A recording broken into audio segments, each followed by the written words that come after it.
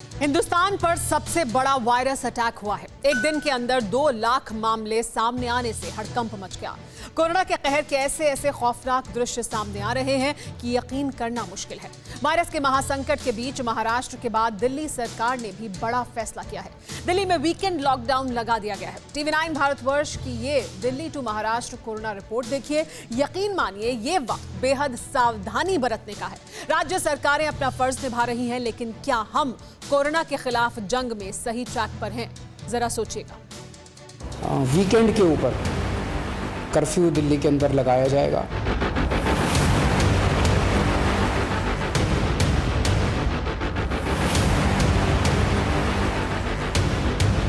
CM Arvind Kejriwal का यह ऐलान दिल्ली के लिए जरूरी था।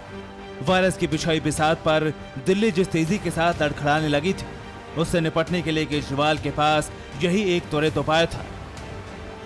शुक्रवार की रात 10 बजे से सोमवार की सुबह 6 बजे तक दिल्ली में वीकेंड कर्फ्यू रहेगा और इसकी शुरुआत 16 अप्रैल से होगी। ये वीकेंड कर्फ्यू कैसा होगा, कैसे काम करेगा, दिल्ली में क्या खुला रहेगा, क्या बंद होगा, ये सब हम आपको बताएंगे। लेकिन उससे पहले ये वीडियो देखिए। यमराज और उनके दूत दिल्ली की सड़कों पर घूम रहे हैं।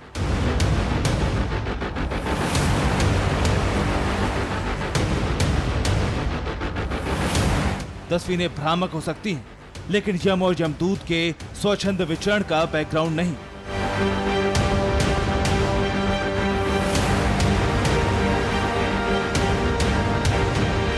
पौराणिक कथाएं बताती हैं कि इंसान की आखिरी सांस के बाद आत्मा इन्हीं के हवाले हो जाती है।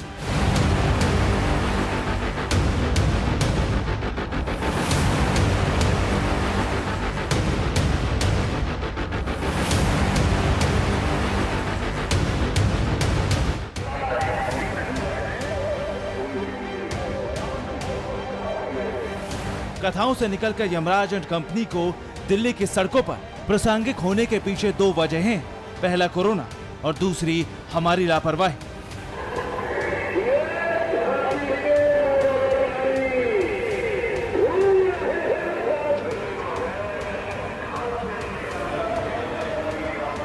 दिल्ली में वायरस का कहर सिर्फ 5 हफ्ते में 25 गुना बढ़ चुका है। बीते 24 घंटे में 17,200 से ज्यादा कोरोना मरीजों के सामने आने से राजधानी डर गई। ये कोरोना की सबसे घातक लहर है।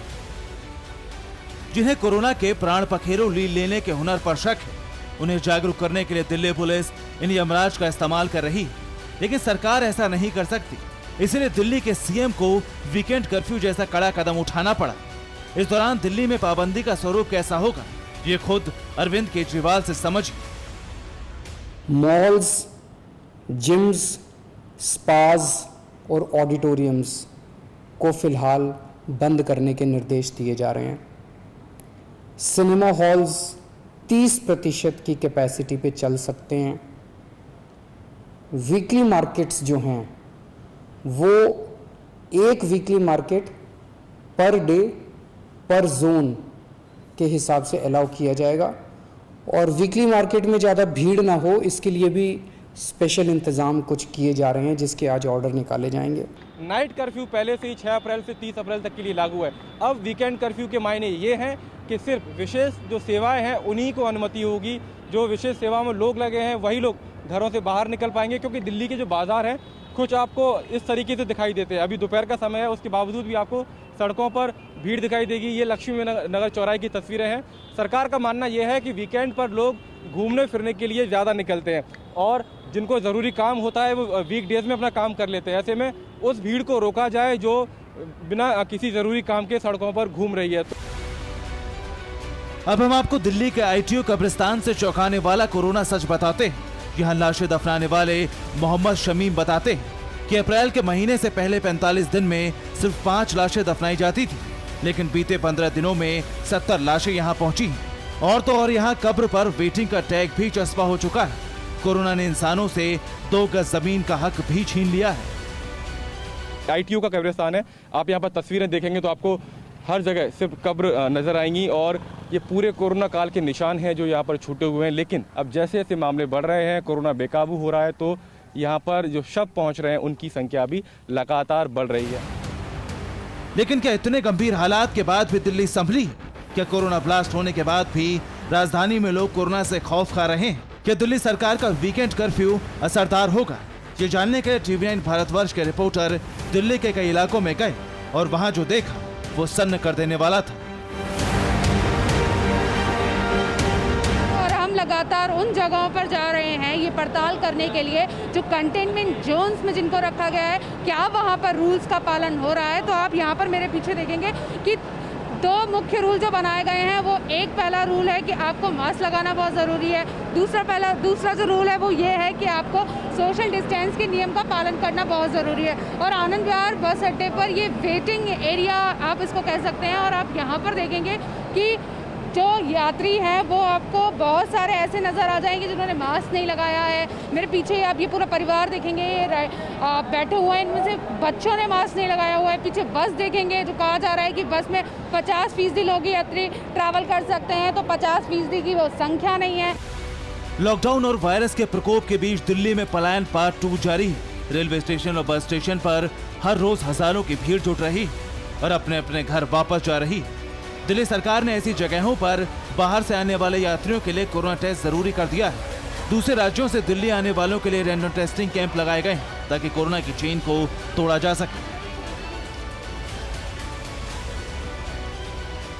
जिस तरीके से एंटीजन टेस्ट की बात की जा रही है, रैपिड कोरोना टेस्ट यहाँ पर हो रहा है, RT-PCR टेस्ट दोनों हो रहा है।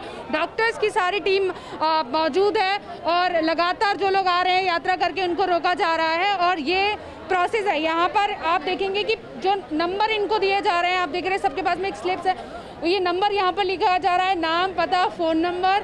और एक जो रिपोर्ट है वो तैयार होने के बाद में ये इसलिए यहाँ पे लिस्ट तैयार की जा रही है ताकि जो लोग पॉजिटिव आए उनकी रिपोर्ट आए तो उन तक पहुँचाने में कोई भी समस्या ना हो।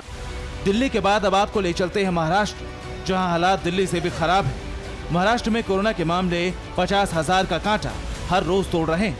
उद्धव सरकार ने कोरोना विस्तार को रोकने के लिए 1 मई तक ब्रेक द चेन जैसा महाकर्फ्यू अभियान भी शुरू किया है।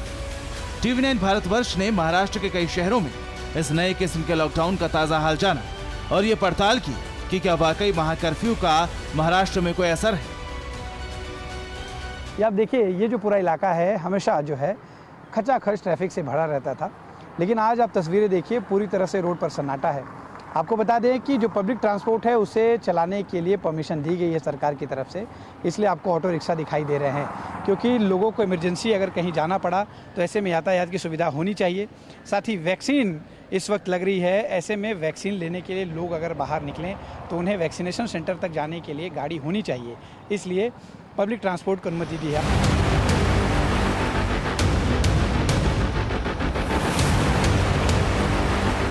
महाकर्फ्यू का असर वैक्सीनेशन सेंटर पर भी दिख रहा है। पहले वैक्सीनेशन सेंटर पर रोजाना 3 से 3,500 लोग वैक्सीन की डोज लेने के लिए जुटते थे। अब यह आंकड़ा घटकर 2,000 जा पहुंचा है। ये दहीसर वैक्सीनेशन सेंटर की तस्वीर है, जहां पर एक समय काफ़ी लोग आते थे वैक्सीन लगवाने, लेकिन जिस तरह से पाबंदियां लगाई गई हैं ताकि कोरोना संक्रमण को रोका जा सके, साथ ही जो लॉकडाउन की शुरुआत हुई है उसका असर अब वैक्सीनेशन सेंटर्स पर दिखाई दे रहा है, जिसकी वजह से लोगों की जो संख्या है वो कम हो गई है। सरकार ने लोगों से अपील की है कि लोग घरों से बाहर ना निकले और यही वजह जो है दिखाई दे रही कि लोग घरों से बाहर नहीं निकल रहे हैं। उन्हें लग रहा है कि शायद उन्हें वैक्सीनेशन सेंटर तक पहुँचने के लिए मुश्किलें होंगी। महाराष्ट्र में प्रशासन महाकर्फ्यू को सफल बनाने में पूरी शिद्दत से जुटा है। मुंबई के एंट्री पॉइंट्स पर पुलिस ये चेक कर रही है कि बाहर निकलने वाले लोग इमरजेंसी सर्विस से जुड़े हैं या नहीं। बेवजह घूम रहे लोगों पर एक्शन भी लिया जा रहा है। ये वेस्टर्न एक्सप्रेस हाईवे है, जहां से गुजरात का जो रूट है वो इसी रास्ते से होते हुए मुंबई में दाखिल होता है। आप देखिए, जो तमाम ऑटो रिक्शा हैं या बाइक ड्राइवर्स, बाइक चालक हैं, इन सभी के जो है इसेंशियल सर्विसेज से जुड़े हैं या नहीं, ये जांच की जा रही है ताकि कोई भी बगैर काम के अगर घूमता नजर आए तो उस पर कार्रवाई हो। दिल्ली से लेकर महाराष्ट्र तक सरकार वायरस के खिलाफ सख्त है, लेकिन ये वायरस तभी हारेगा जब कोरोना की लड़ाई में शुरुआत हम खुद से करेंगे।